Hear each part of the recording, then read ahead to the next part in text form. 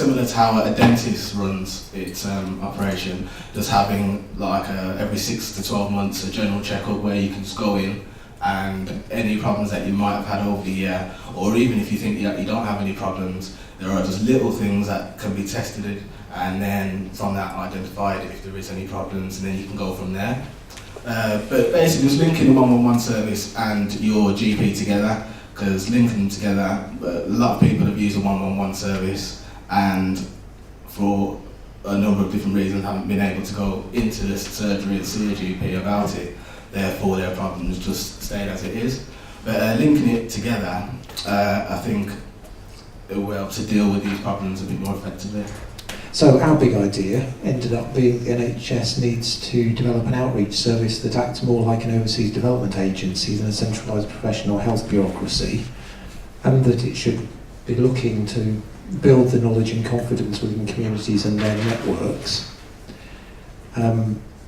that should link the screening and problem identification end of things seamlessly into what people do and what they do day to day and where they already go,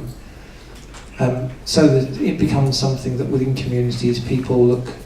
to use as a measure of their own personal health progress rather than something to be scared of because it's either going to tell them something they didn't, they knew already that they're already healthy, or that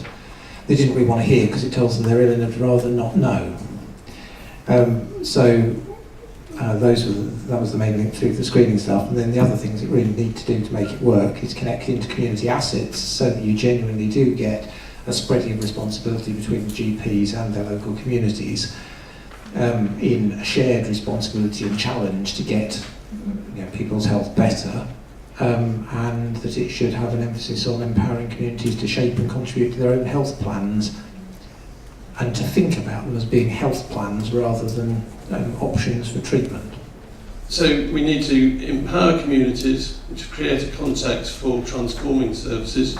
We want to empower community groups, and if you think of groups of long-term conditions such as diabetes, to deliver more care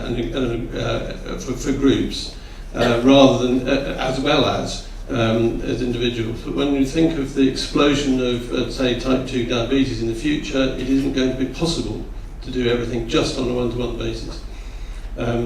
So all those three levels, there needs to be a power shift. And that is from the professionals having all the power to being power shared. Now that has implications in terms of the professionals of the future and the education of these professionals.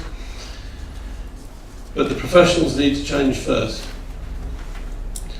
There needs to be more active listening. There needs to be also a development of facilitation skills so that actually professionals feel able to run groups, group management skills, and also the big potential for patients and residents as teachers. And then lastly, just the potential for shared decision making.